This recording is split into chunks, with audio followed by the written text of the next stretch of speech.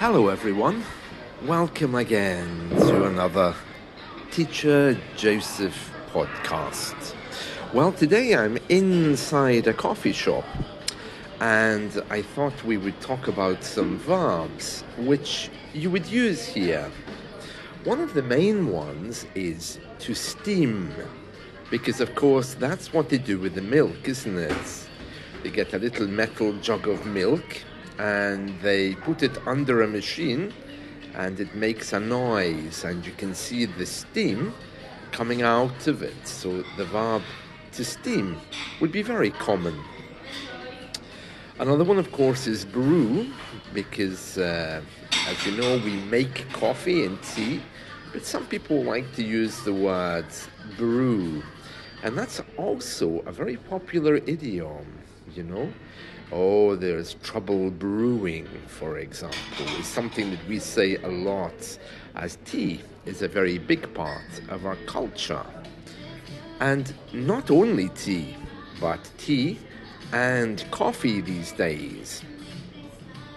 As I've mentioned before, when I was a little boy, we didn't really have coffee shops here. We had tea rooms, and my grandparents were members of the Anti-Coffee League, and they used to march through the streets protesting against the sale of coffee because they thought it was a drug. Now, of course, those days have all gone, and I think those days had pretty much gone by the time I came along in the 1970s, but there are still some people here who would be very against coffee, particularly those from certain Christian denominations, yes. So anyway, I got up early this morning and I had to get my hair cut, because those of you who've seen me, you probably know that I only have hair on the sides. So I was beginning to look a little bit like Albert Einstein, or you could say the grandfather from the TV show The Munsters. So I had to go to the barber and get my hair cut. And these barbers were North African. As I've told you before, generally speaking, when you go to the barber here in the UK, you'll be lucky if you get someone who's completely English. Usually it's someone who has a mixture of blood in them, maybe half Mediterranean or half British, or completely North African or Arab or Turkish. So today I went to the barber on my streets, which has the North African people. And now I'm inside a coffee shop. So let me just continue telling you about coffee. So we just did the verb to steam, and the next verb is to pour. Of course, that's what they do with the milk. After they've steamed it, they pour it into the coffee, don't they? Or into the coffee cup. We also pour tea. In fact, we pour any liquid, as well as pouring liquid. This is another idiom. When anyone is in any trouble or has some bad luck, we can say, oh, it never rains, but it pours. And to describe the weather, oh, it's pouring with rain today. Pouring with rain, not of rain. Okay, so pour, this is very common. I'm just watching people moving outside this coffee shop, because I'm sitting next to the door, and it's quite alarming. I'll tell you why. Because here everyone looks the same. My family have lived in this area for quite literally hundreds of years, and therefore it's fairly normal to come face to face with someone who looks the same as I do. But passing by the window, or passing by the glass door, was a woman who looked exactly like my mother. And I'm thinking, oh, that's really scary. That woman looks exactly like my mother, but my mother's been dead for many years. Now, many people might see that as a superstition, or as an omen for the future. But for me, it's not, because this thing happens all the time. I see people that look exactly the same as I do, but we don't know who they are. They may be cousins, half cousins, or maybe somewhere back in my family line. They fit in somewhere in my genealogy. So yeah, a little bit worrying though when that happened, when you come face to face with someone who's the double of a relative. It doesn't really concern me though, because even if I did speak to the person, within a few seconds probably I would realize that only in the face do they look alike, but not when you start talking to them. But I was just distracted there. The other reason why I'm quite distracted is because when I was at the barber, they said, "Do you want your ears and nose done?" I said yes, expecting them to simply shave them. But they actually lit these matches or flames, I don't know what they were, cooled them and then shoved them in my nose and the ears. A little bit painful, a little bit sore, but it worked. But I can still feel them tingling, and that's also on my mind right now. Speaking of being on my mind, another thing I wanted to tell you today is about the pop group Boney M. Now, we all know Boney M. You would have to be living far, far away if you haven't heard of the pop group Boney M. They sang those lovely songs like Rasputin and many others, Rivers of Babylon, Brown Girl, In the Ring. The list is endless. Anyway, the lead singer of Boney M, her name is Liz Mitchell. She's the one with the absolutely beautiful voice, especially if you think of songs like Daddy Cool or Ma Baker. And anyway, I've been reading that she's broken her arm. And the reason why she's broken her arm is because she crashed her car. But while she was telling this story, that she's broken her arm and crashed her car, we discover from her words that her brother is actually in prison. Now, she's a Caribbean woman, as I'm sure you know. If you know Boney M, it's basically a black group. So they're all, I think, Afro-Caribbean. So Liz Mitchell, the one with the beautiful voice, she tells us that she broke her arm driving her car, but she was going to visit her brother who's in prison when she crashed. And she says she thought she was going to die. Now, that story is a very interesting story, and thankfully she's not dead.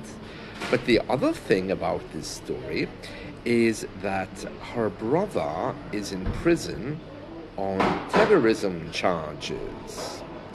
Yeah, it seems that he converted to another religion and he got involved in some kind of serious criminal activity involving terrorism, and he's been placed in prison here, which made headline news. I mean, I think he tried to blow a place up.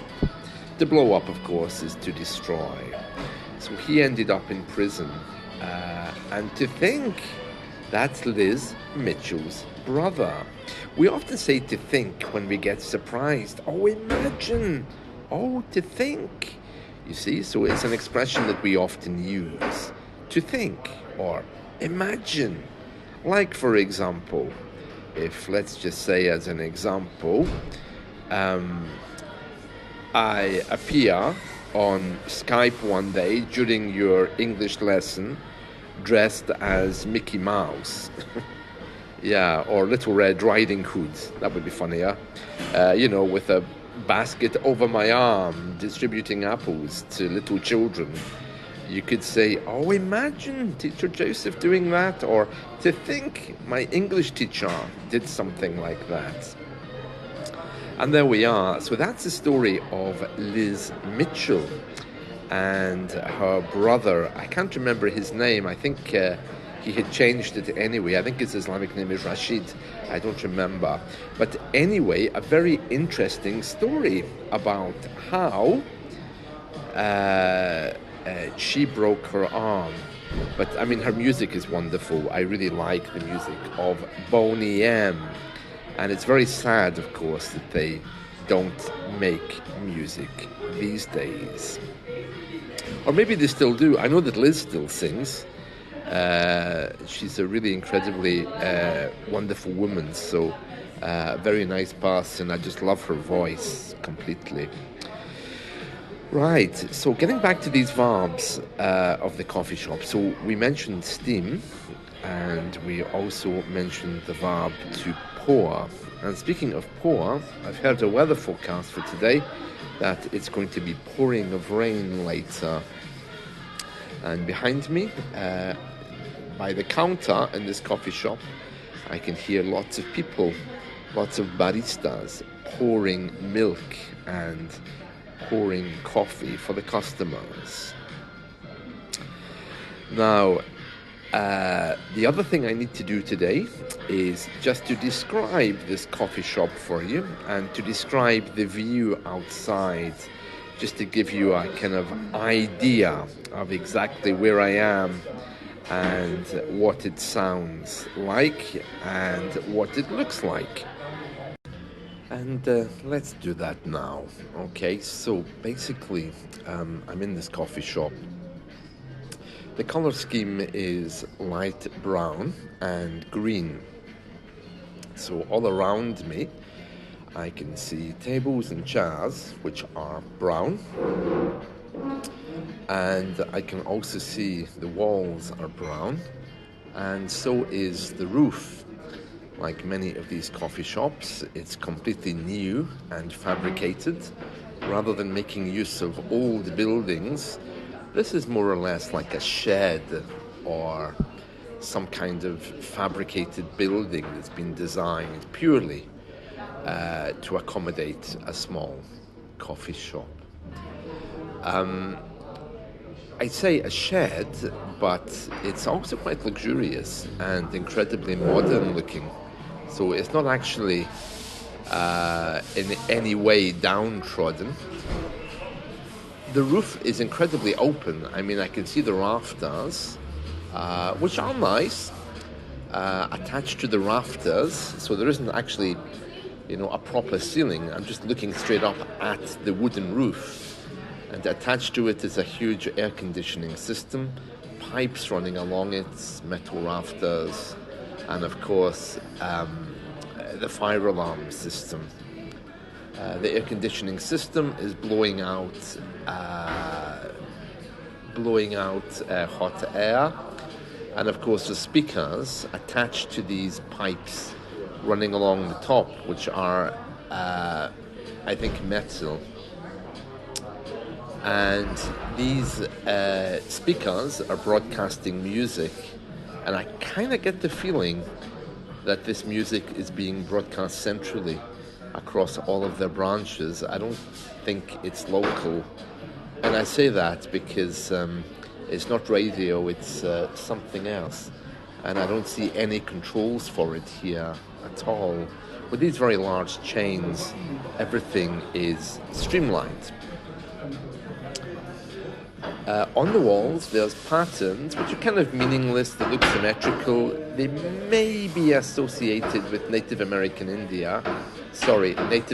Indians from North America and Canada. I don't know that they are designs, but this is an American coffee chain, that is possible.